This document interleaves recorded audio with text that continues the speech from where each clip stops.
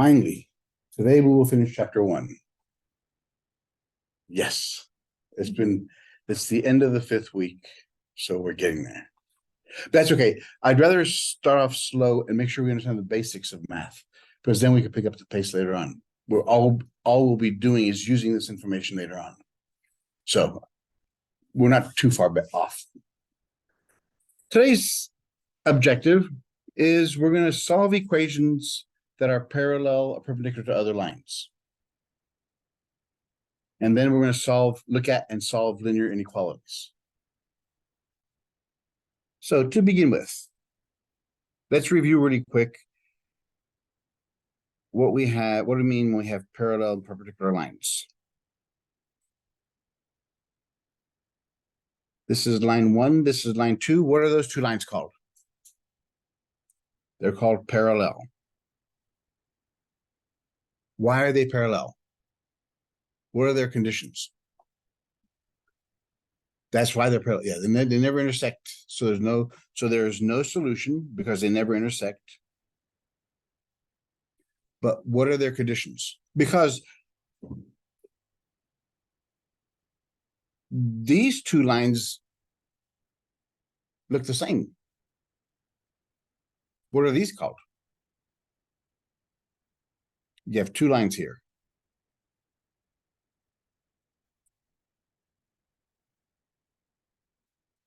Same line. How many solutions do they have? Infinite solutions. Because every point is a solution on that one. So what are they? How do you distinguish these two?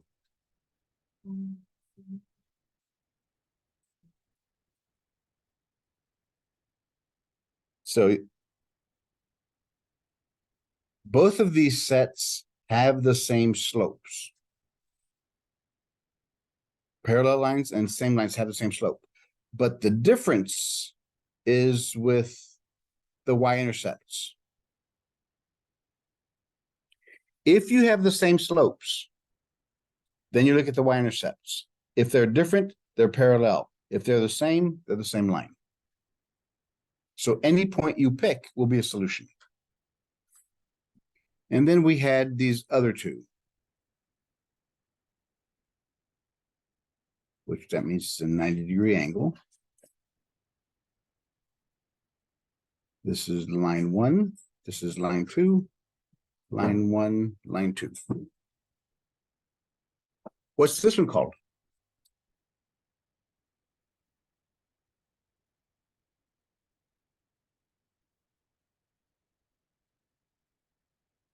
They're perpendicular lines. Why are they perpendicular?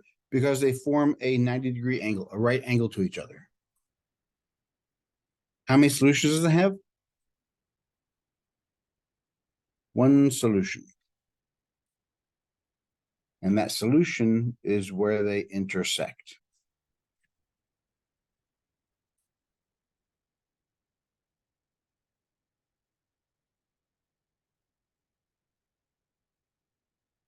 And anything else after that is just anything else.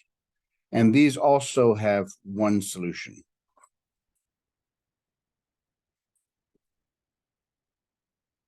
So the conditions for this first pair up and over here is you have to have the same slope.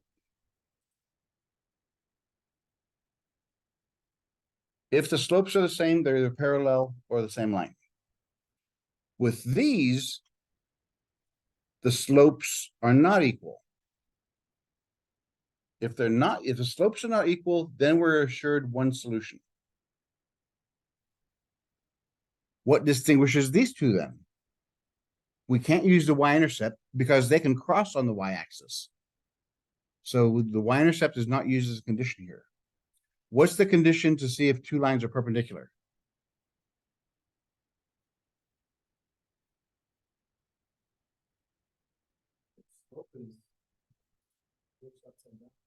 And what else? They have different signs. One's positive, one's negative, and they're flips of each other. Very good. Very good. So if they they have different signs and they're just reciprocals of each other. This is over 1, and this is 1 over m. Then they're perpendicular. Anything else, if the slopes are different, then they're that.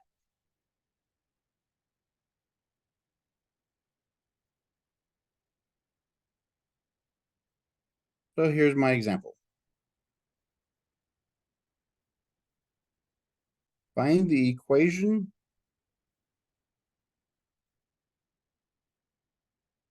of the line.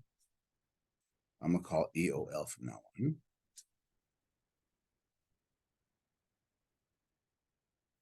That is parallel to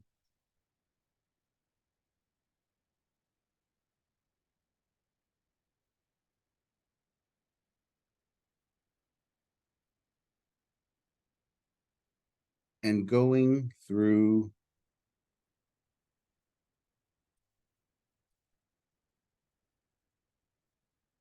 that point.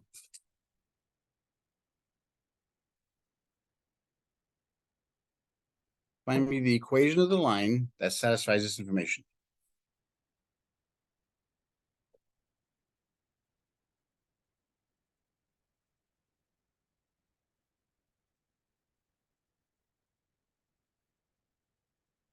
Let you write it down first.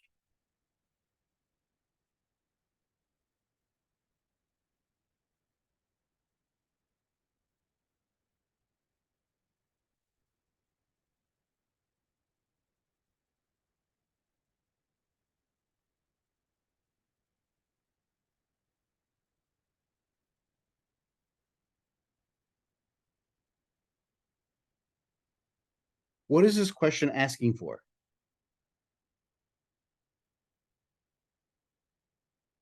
What's it asking for? Yeah, we're looking for an equation of the line. Here are the steps. What do you need to find an equation of a line?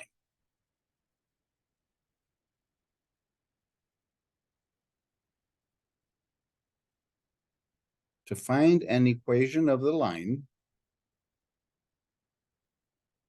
you need what?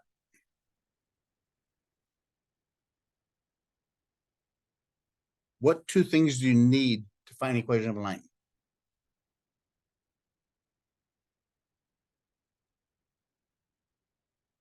You need to have a point, because it has to go through somewhere. What else do you need? You need to have the slope of that line.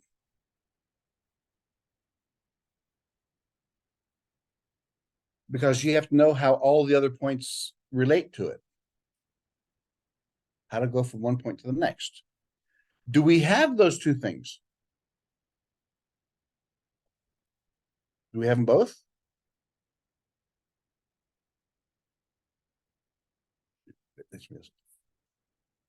Do we have them both? Where are they?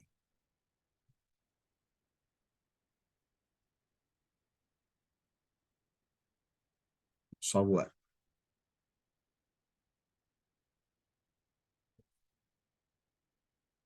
Yeah, we have the slope from this one, and we have a point here. The point we need is -4, -5.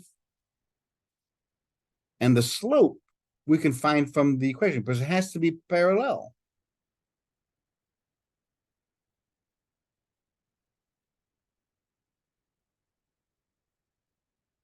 So we have to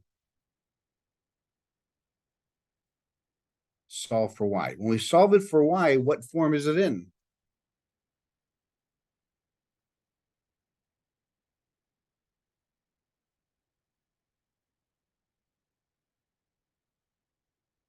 Y'all should know at least this much.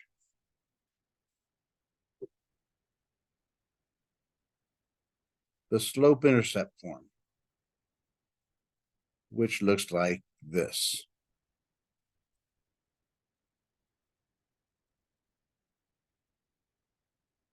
So the first thing we do is we add 3x to both sides, because we're trying to get y by itself.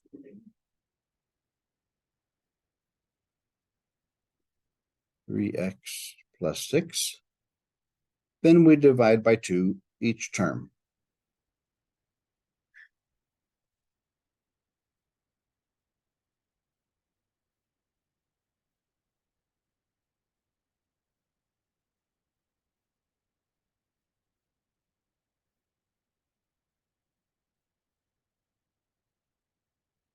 What does that do for us? So why did we do this? What's our slope? Very good. Whatever is in front of the x is your slope. Positive or negative, doesn't matter.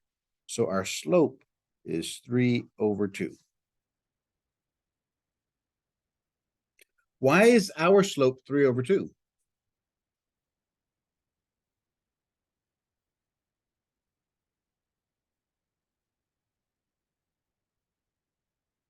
Why are we using the slope 3/2?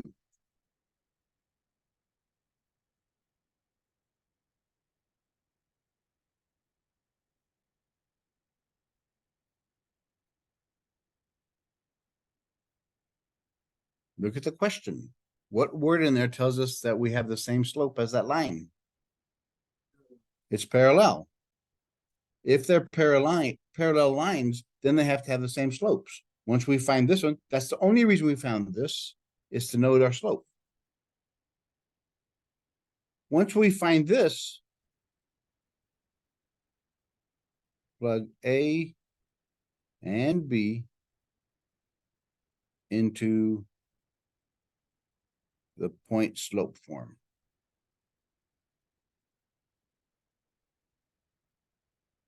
What does the point slope form look like?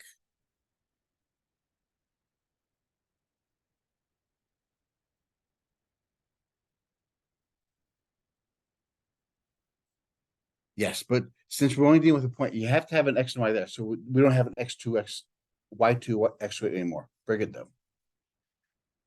Because here's our point, x1, y1, and here's our slope.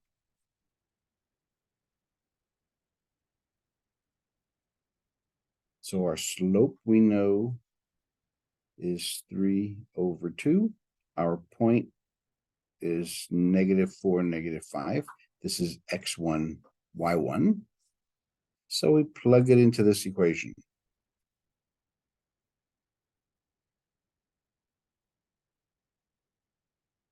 Y1 is -5.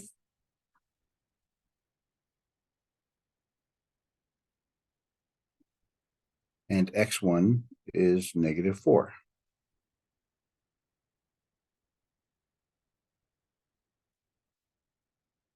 Because the minus sign has to be there, and these negative signs have to be with the number. We can't have two signs next to each other, so a negative and a negative make it a positive. Negative and negative makes it a positive.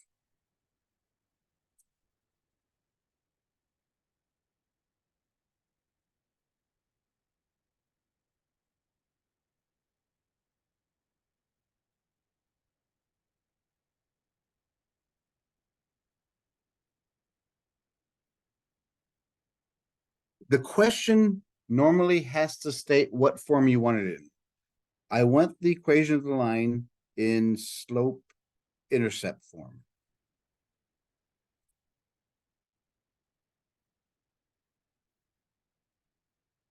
I want y equals mx plus b.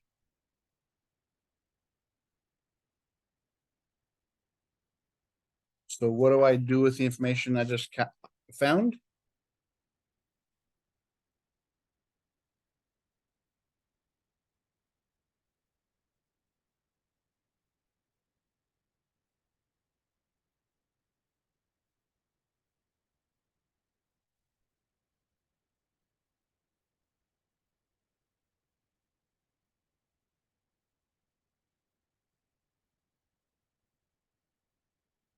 We have to solve for y.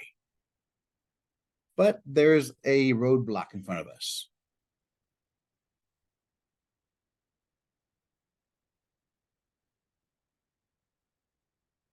Whenever you have fractions and an equal sign, get rid of the fractions.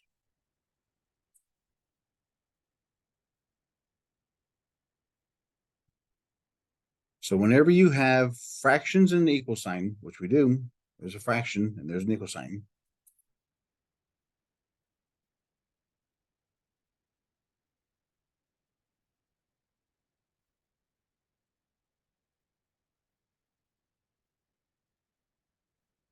This always entails 5 steps. What's the first step?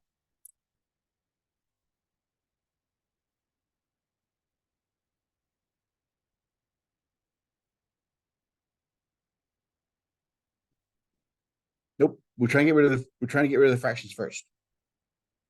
The reason I'm saying this is because again, I'm trying to limit the amount of mistakes you make. A lot of mistakes happen with negative signs and with fractions. So if we get rid of the fractions, you just limited the amount of mistakes you can make. So we have a fraction and an equal sign. We want to get rid of the fractions.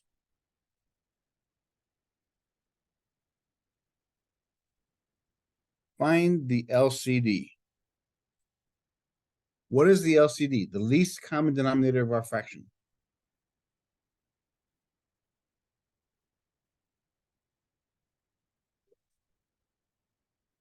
Why 6?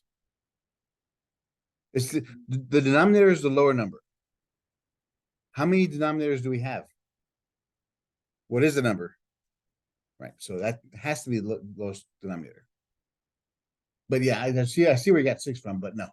It's just if you only have one, then it's okay. But if you have multiple of them and you don't want to waste your time, just multiply them. They'll cancel out at the end.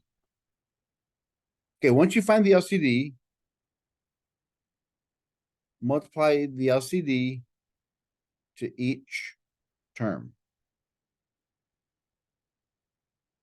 What that means is just put it in front of each term. We only have 3 terms. So we have 2 times y,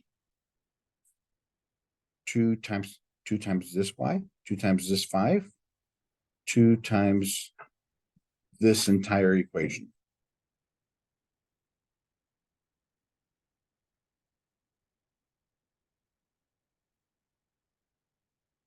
So we found the LCD, we multiplied each term. Third step, reduce. This is where you get rid of the fractions. Can anything cancel top and bottom? Yeah, the only place you can do it is here. This 2 cancels with this 2.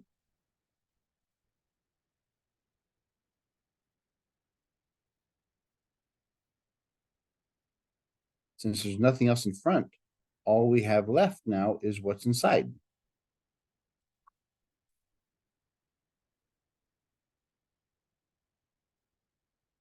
See, there's no fractions now.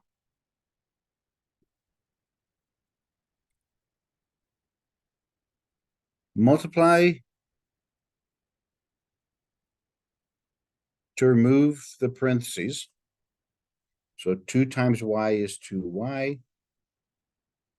2 times 5 is 10. 3 times x is 3x. Positive and positive is positive. 3 times 4 is 12. And solve for y.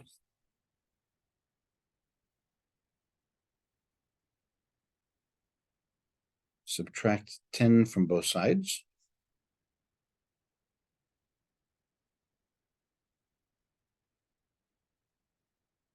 They have opposite signs, so 12 is bigger, so the answer is positive. 12 minus 10 is 2.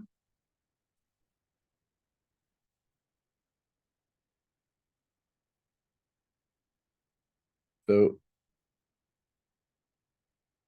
2 divided by 2 is 1. So here's our answer.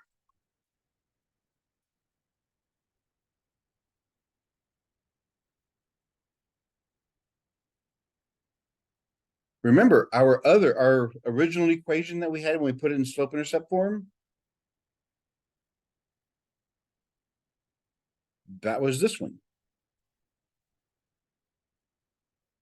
Are they parallel? How do we know? Yes, there you go. Yeah, you have those two conditions have to exist. They both have the same slope, and they have different y-intercepts, so they're parallel, which is what the question is looking for.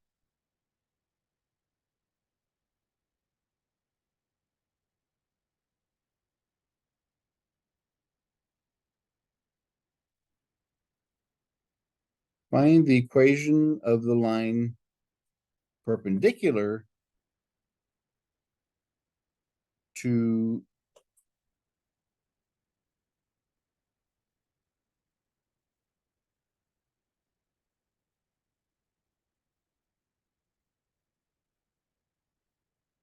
five x minus 3y equals 2.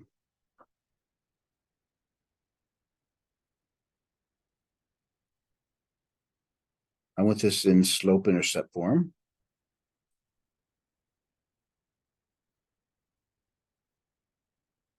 And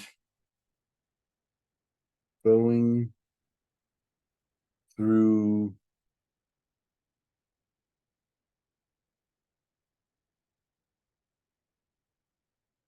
or -3.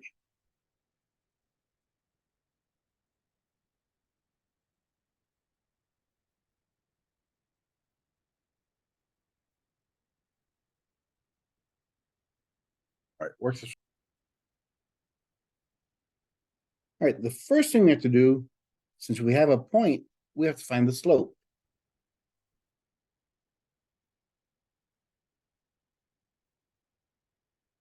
We find that from the given equation.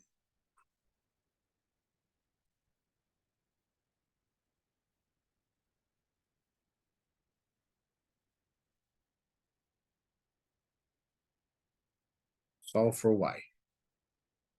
So subtract 5x from both sides.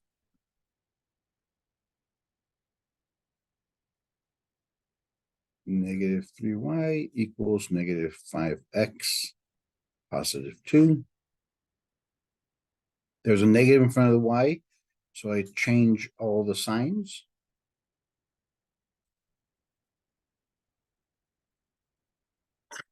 Comes positive, positive, negative. Then I divide by 3.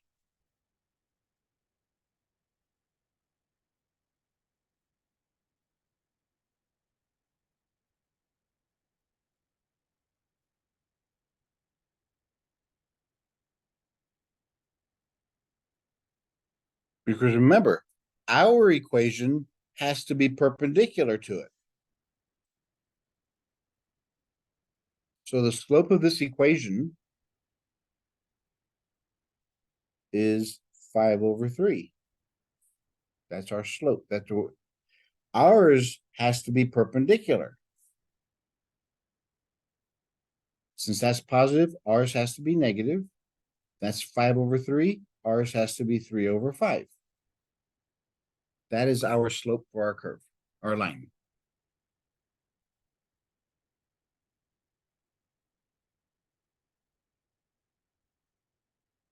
Plug our perpendicular slope and our point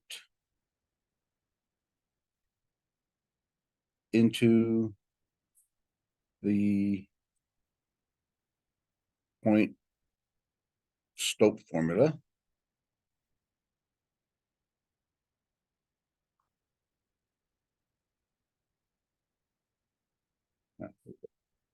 So we have y minus y1, m times x minus x1, because this is x1, this is y1.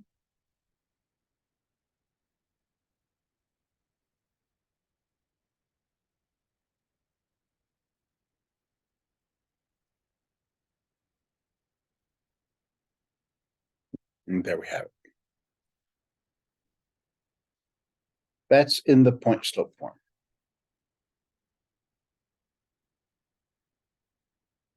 Okay, you can't have two signs next to each other, so it's negative, negative is a positive.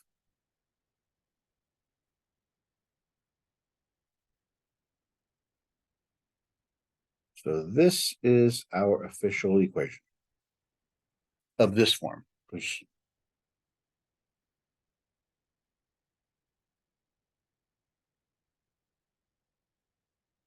when you solve these things, I noticed not many of y'all, if any of y'all, ever flipped back to the notes to see if you were doing it correctly.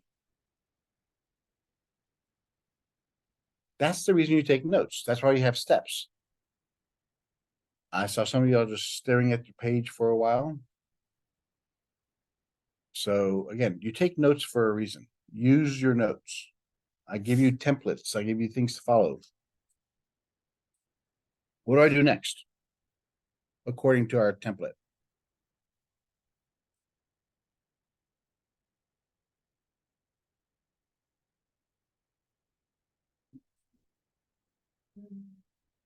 Get rid of the fractions. Very good.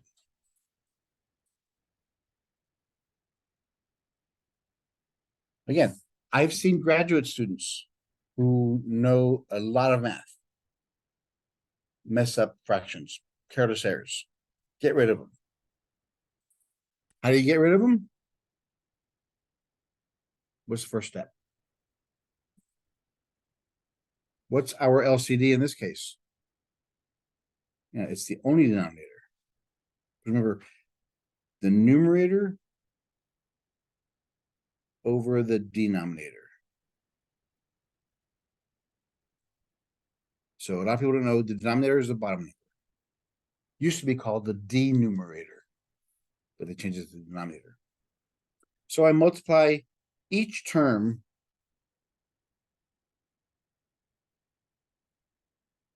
the LCD.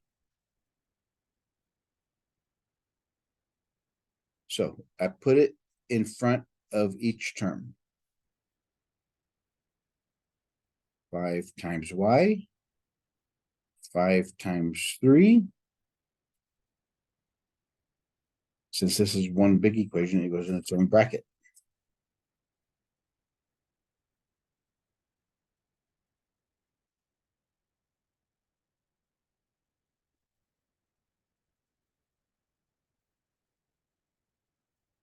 Before you ever multiply fractions, you always reduce first.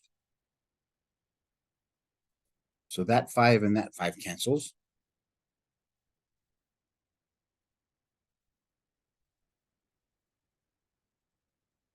Since there's nothing in front, all I have left is negative 3x minus 4.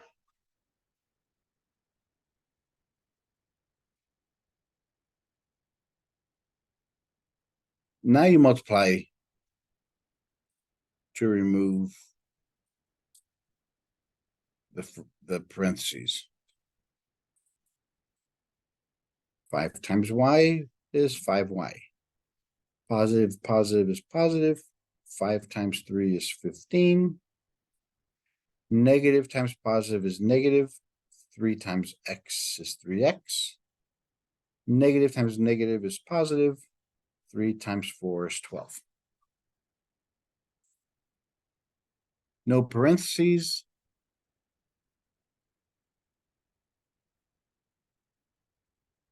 Now we solve for y.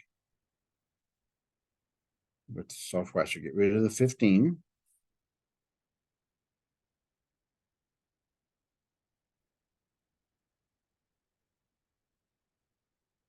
Negative 3x. 15 is bigger than 12. It's negative, so the answer is negative. 15 minus 12 is 3.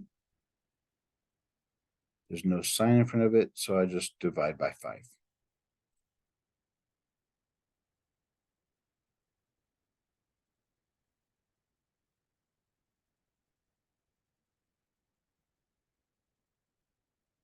And this is our answer.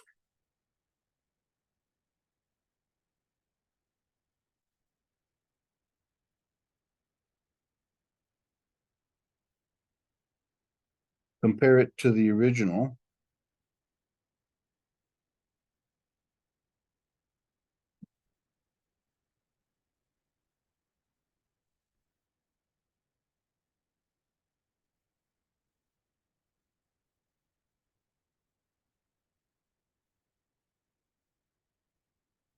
The slopes are negative reciprocals. So that's what we're looking for.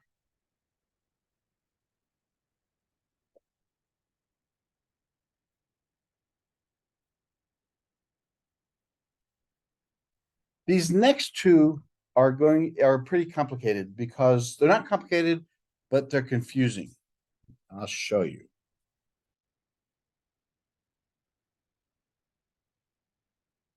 Find the equation of the line in slope-intercept form.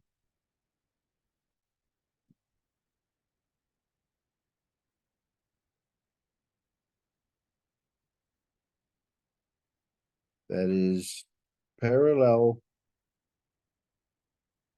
to the line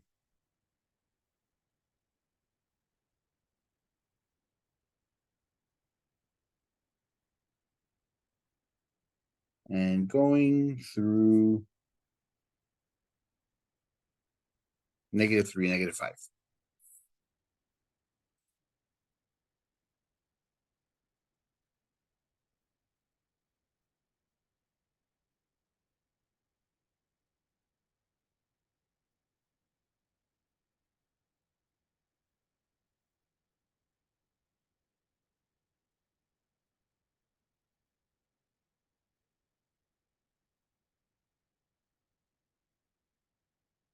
Find the equation of the line in slope-intercept form that is parallel to the line y = 3 and going through the point -3, -5.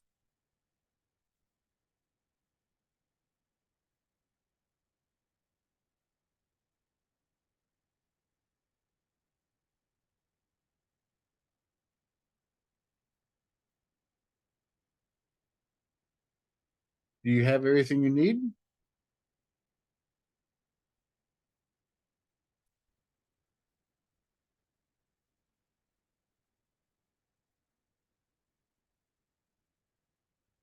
What two things do we need?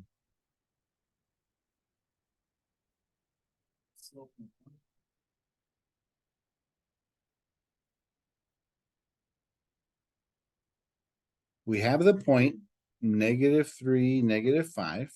What's the slope?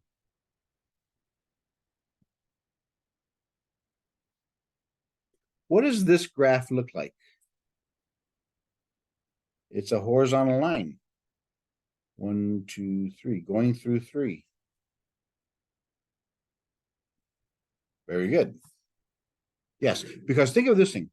This equation has to look like this. The constant is always the y-intercept, which is where it's crossing. And since there's no x, what does m have to be for this number to disappear?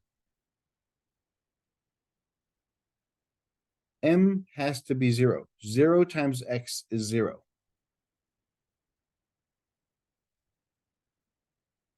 Horizontal lines have slope 0.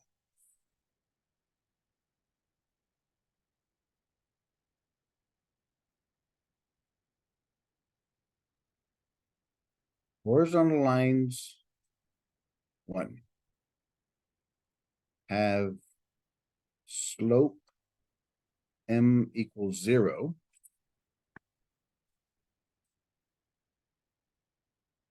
And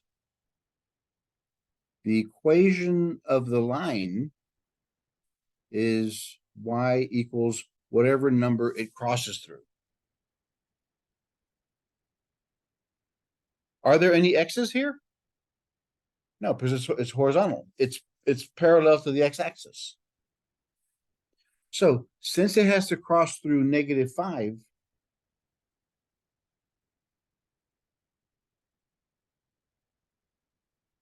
that's the equation of the line.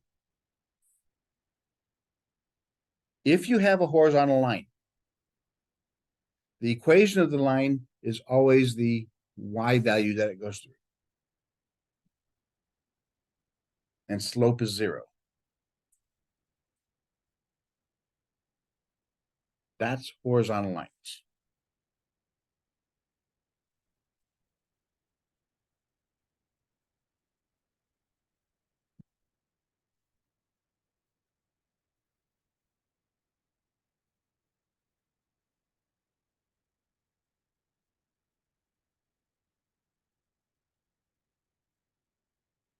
Find the equation of the line in slope-intercept form.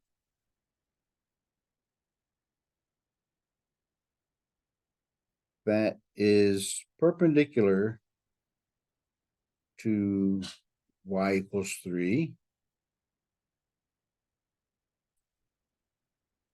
going through -3, -5.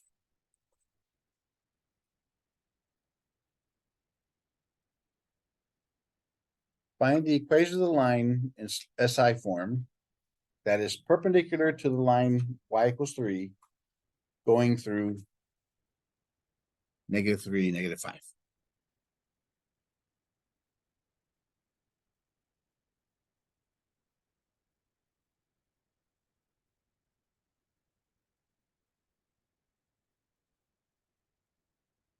So we know what about this line? What does it look like? It's a horizontal line.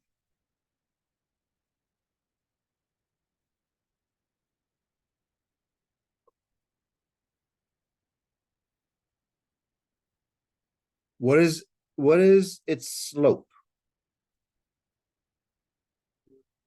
It's 0. I think I'll be 0 over its fraction. We want a perpendicular line. So what's the slope of our perpendicular line?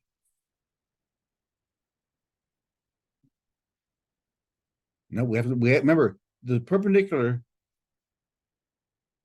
Nope. Nope. Because this one is 0. To be perpendicular, we have to change signs. Well, 0 doesn't have a sign. If we flip it, it's undefined. Why is it undefined?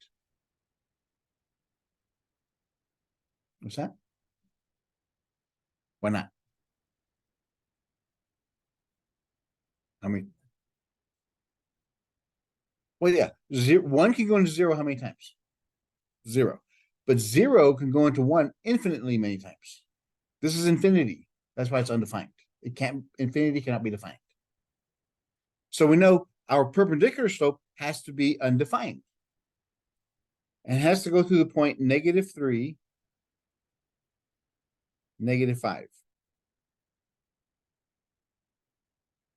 So if it has to go through that point and it's perpendicular to this line, what does the line look like?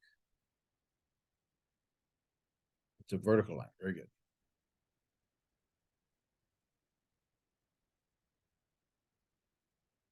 So the equation of this line is x equals -3. That's the equation of the line. Because there is no y value.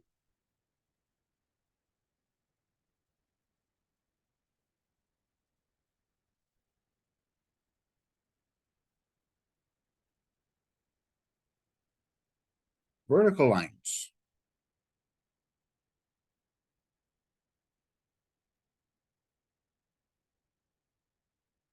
have slope m equals undefined, and the equation of the line is x equals whatever number that line goes through.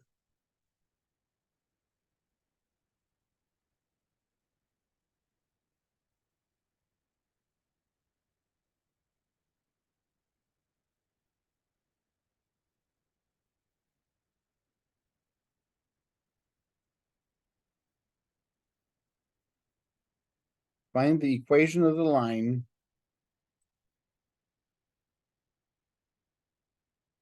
with 0 slope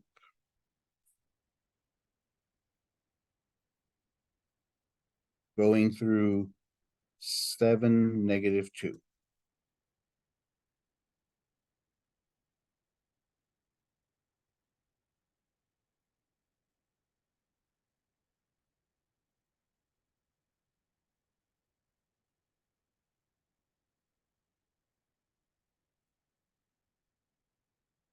Find the equation of the line with 0 slope going through that point. So what's my equation of the line? No. Yeah, if it has zero slope, it's a horizontal line. If it's a horizontal line, it only crosses the y-axis. There's my equation of the line. Horizontal lines only cross the x-axis.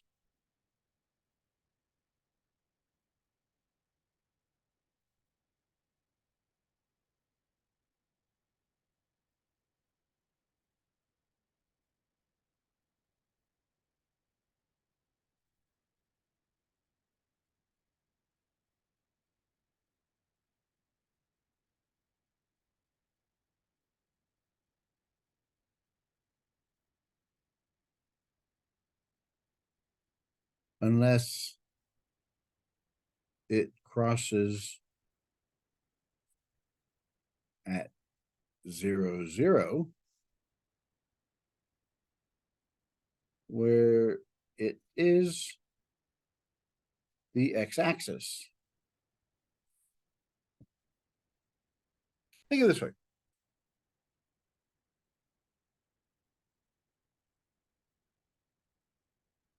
If it crosses through the origin and it's a horizontal line and has slope 0, what does it look like?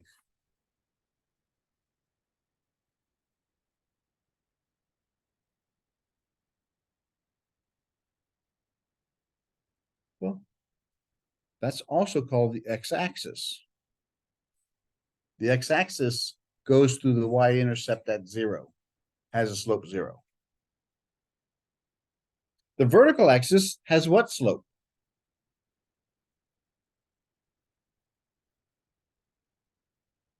Vertical lines have what slope?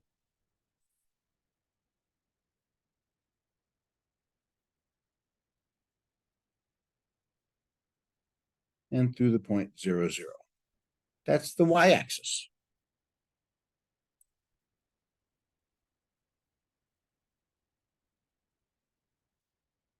Again, this is one of the simplest things. They're the most basic common sense stuff in math, but it's complicated because it is so simple. We will make it much more complex than it really is. If it has no slope, it's got to be a flat line, horizontal. And if it's a horizontal line, it can only cross the y-axis. If it's not a flat line, it's a vertical line. Vertical lines only cross the x-axis, so the equation cannot have a y in it. Okay, let's move on. Inequalities.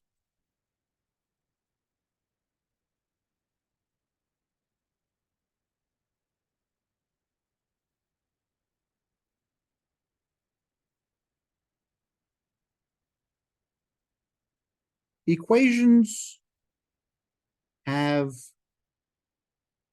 one solution.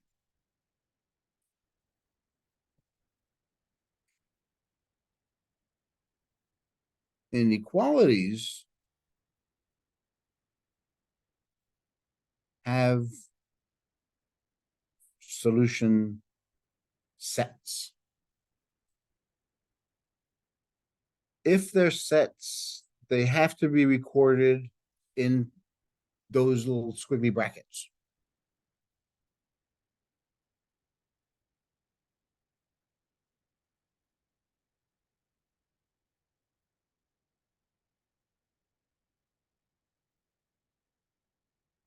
We have three different types of notation.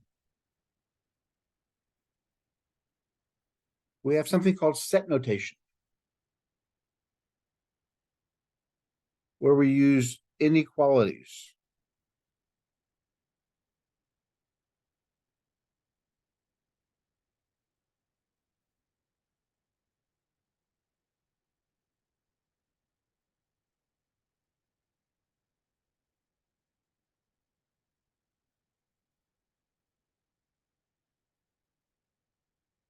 If I gave you this, let's see what you remember from high school. If I gave you that, what would be my answer?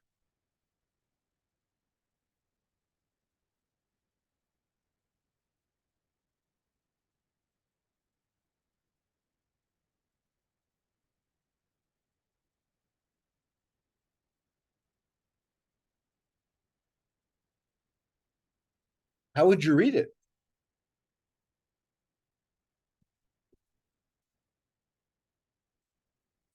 Right. Actually, 3 is less than x, which is less than equal to 7, right? So what numbers satisfy this?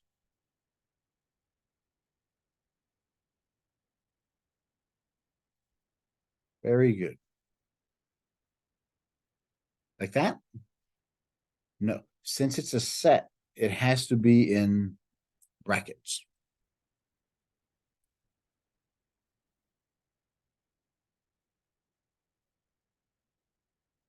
Then we have another thing called the interval notation.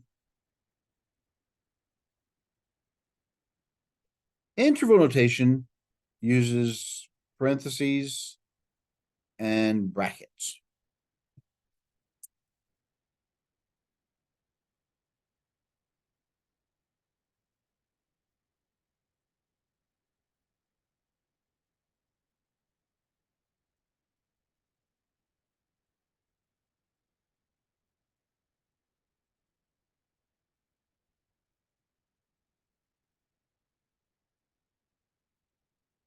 This means the same thing as that.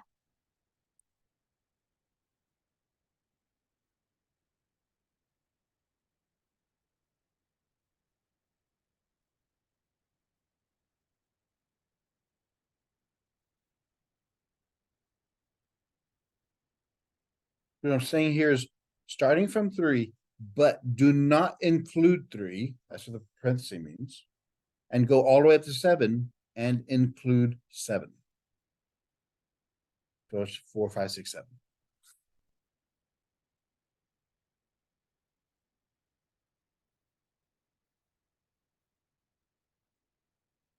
And graphic notation is the third one.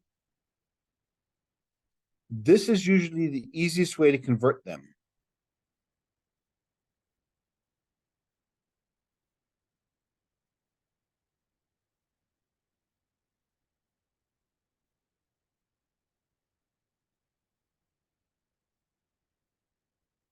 Since my x value is between the numbers 3 and 7, and I cannot use 3, so it's an open circle. And it goes all the way to 7, and I can use 7, so it's a solid circle.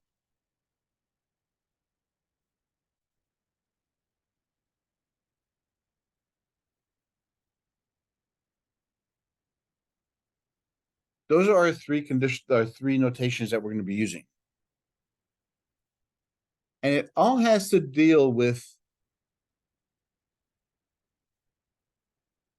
inclusion versus non-inclusion.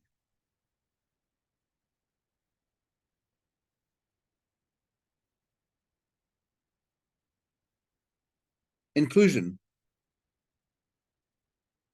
These are talking about the endpoints.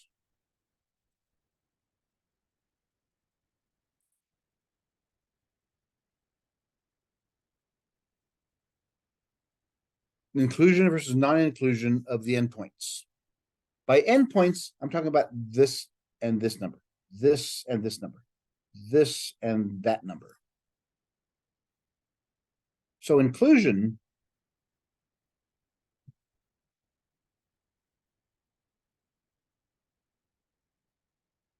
these symbols mean you can include whatever number that's next to. These symbols mean that you can go up to and include that number, or down to and include that number. Non-inclusion means you cannot include it. Is the strict inequalities, parentheses, and an open circle.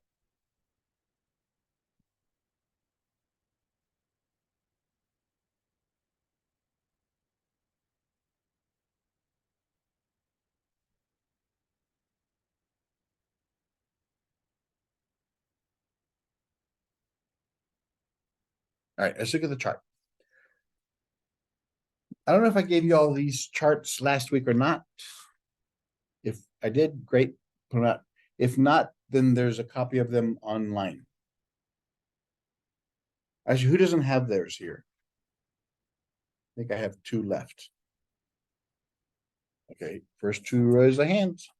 Come on down.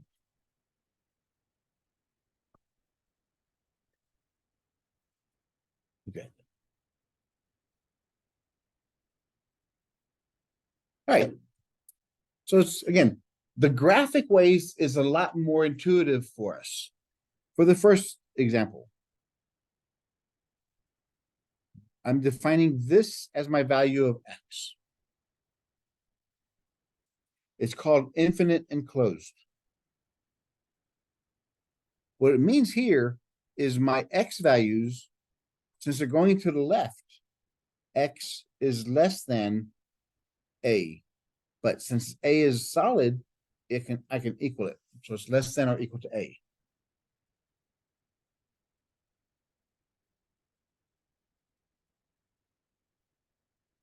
Again, set notation is you look how x is related to the number or numbers you're dealing with. The interval notation.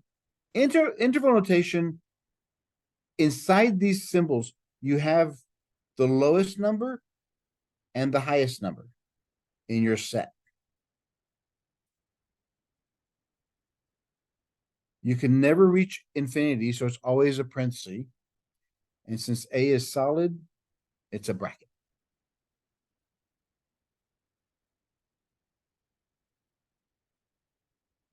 The next one. My x is going to the right. So it's x is greater than or equal to a. Remember, with the inequalities, you always read left to right. So the interval notation, my smallest number is a. My largest number is positive infinity. And I can never get to infinity, so it's always a parenthesis. A is a solid dot, so it's a bracket next to a. So I can use a.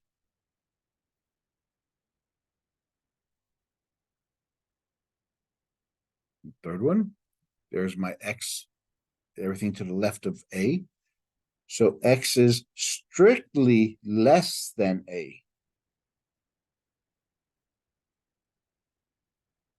I cannot use a since it's an open circle.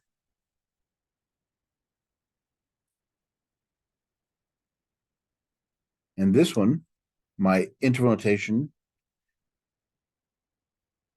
this one here, I start off at negative infinity and go up to a. I can't use either of them.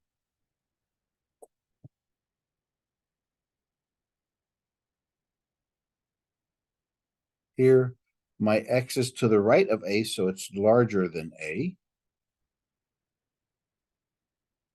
A is the smallest number, and it goes all the way up to positive infinity, and they're both parentheses. If you write your equation where x is on the left-hand side, the arrow points the direction you're shading. If x is on the left, it's pointing to the right, so that's this area you're shading.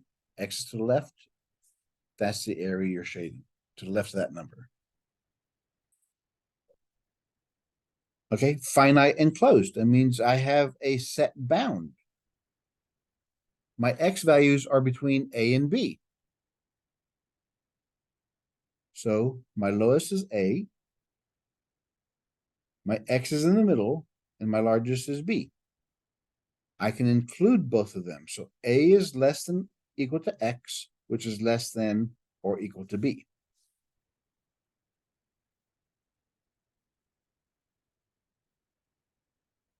The smallest and the largest, so it's a comma b, and they're both dots, so I use brackets.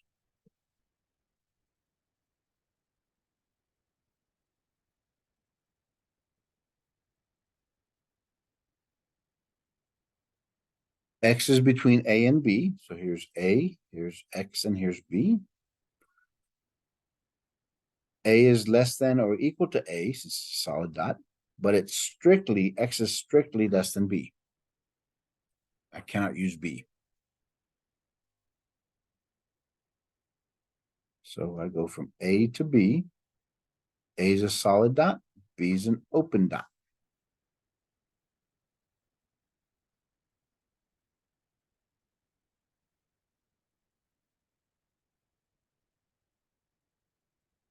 Likewise again, x is between A and B.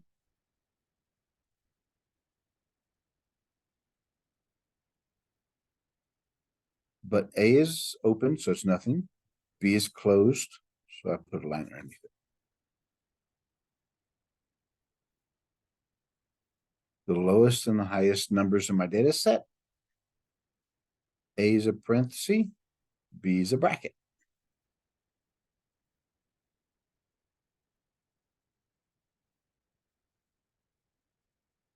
And the next one.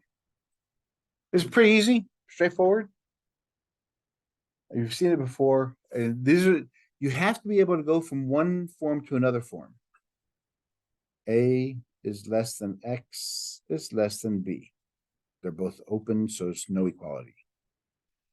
The numbers start at A, go to B. I can't use them, so I put in parentheses. So that's finite and closed and or open, half open.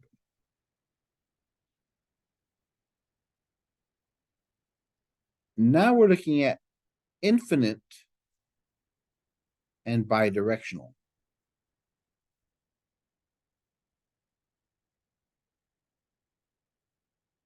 Looking at the graph, what this means is if I'm thinking of a number of X, it's either going to be here or it's going to be here. So X is going to be less than or equal to A, or X is going to be greater than or equal to B. We have to put the or sign or word in there because the answer can be in either one of those two.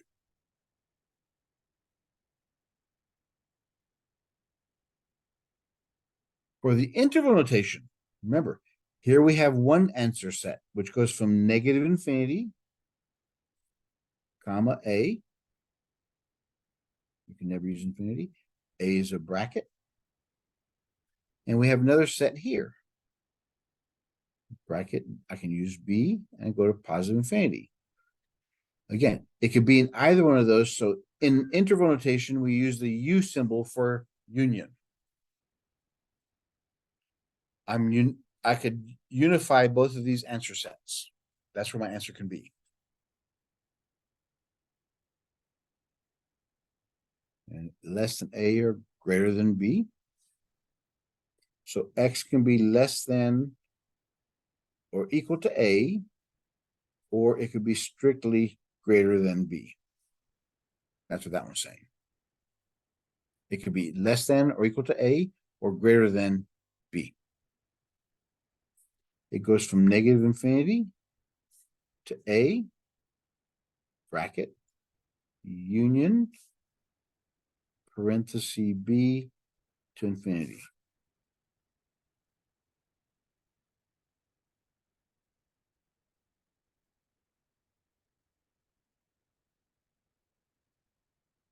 And there are my x's again. So X is going to be, I can't use A, so it's strictly less than A. Or X can be greater than or equal to B. So I go from negative infinity to A, which is an open circle. It's a dot, so it's a bracket. I go from B to positive infinity.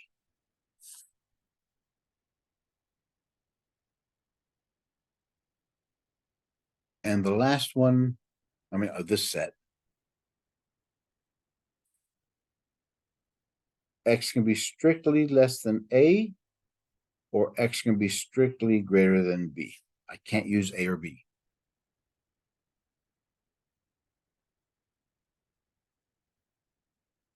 I go from negative infinity to A, but I can't use A. Union, I can't use B.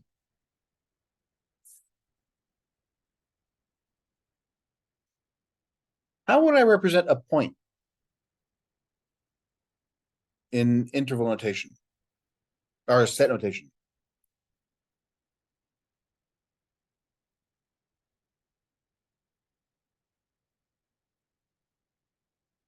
X equals A.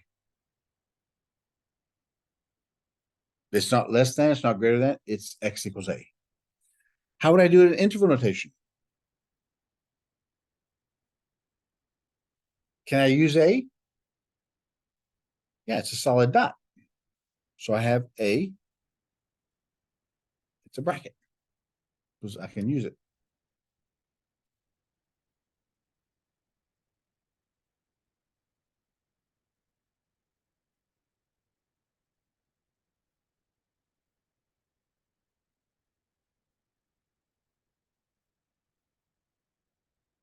How about everything on the number line except A?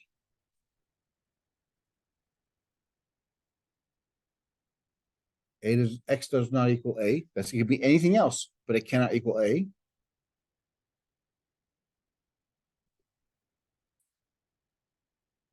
But yes, you're right. You were going to say I can go from negative infinity to I can go from negative infinity to A, union with A to positive infinity. I could do that too. Yes, or it's just easier to just put parentheses around A.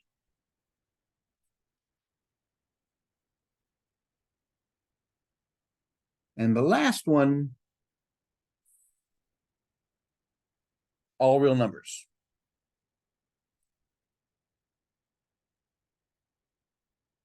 We use a symbol R for all real numbers, or from negative infinity to positive infinity. All these are synonymous. So you have to be able to switch from one to the other.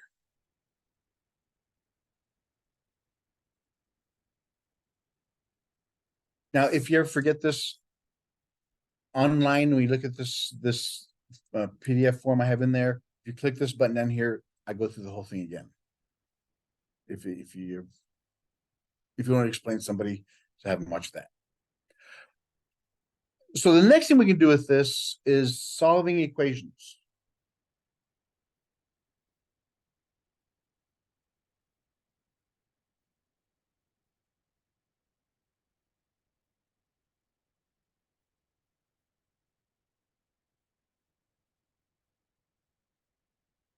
Solving inequalities.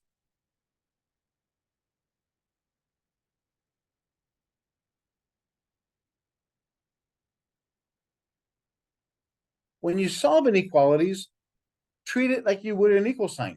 If that was an equal sign, what would you do? How would you solve for x? Yeah, get rid of the 5 first.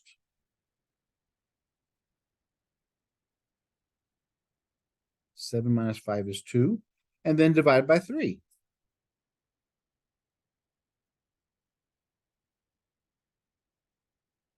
So there's your answer. What notation is that? Is that set, interval, or graph?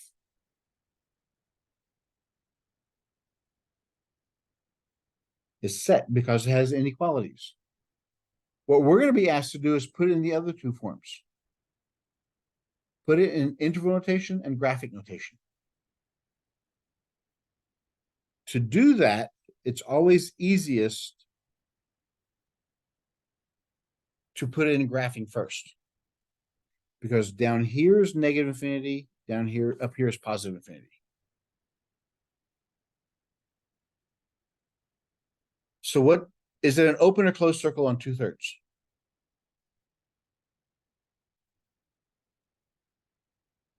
It's an open because there's no equal sign. And the arrow, since x is on the left-hand side, the arrow goes to the left, has to be less than. So I'm going from negative infinity to 2/3, and they're both parentheses. So there's all three of my notations.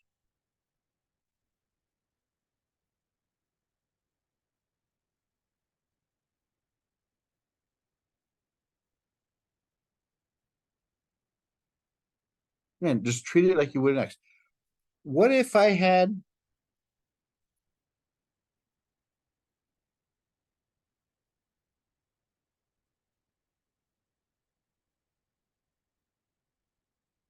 if you had this? Again, treat it the same way you would an equal sign. Subtract 3 from both sides. 5 minus 3 is 2. divide by 6. Simplify, so it's 1/3 is greater than x.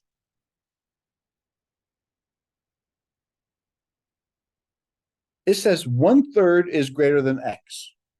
Yeah, once you understand it, it's easy to see. But a lot of people like the x on the left-hand side. If you're going to put the x on the left-hand side, flip everything. Move the x to over here. The arrow still has to point at the x and 1/3.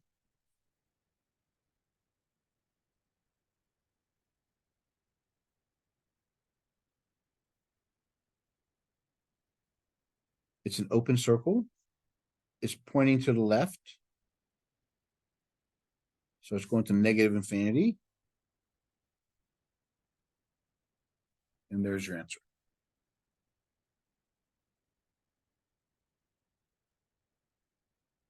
Again, it's always easiest to convert to graphing first.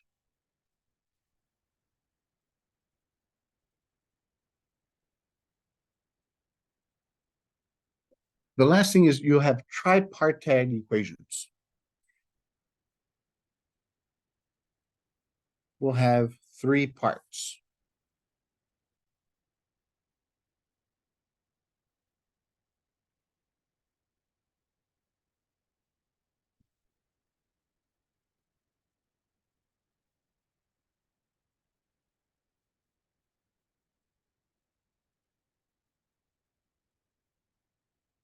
This is because you have this part, and this part.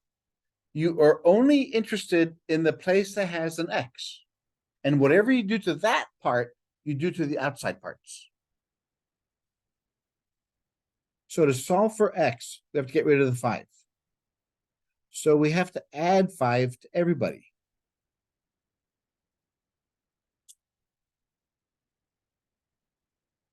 Two plus 5 is 7.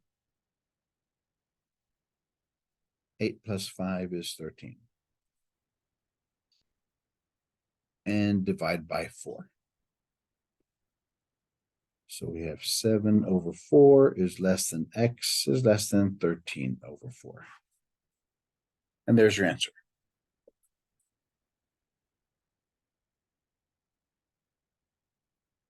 Putting it into interval notation, you have your lower bound, you have your upper bound, no equal signs, so they're both parentheses. Same with a number line. You have your lower bound, and you have your upper bound. They're both open, and x is between there.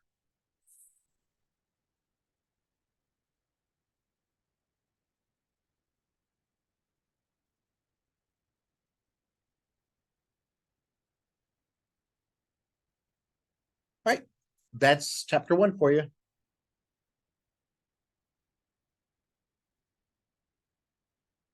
All right.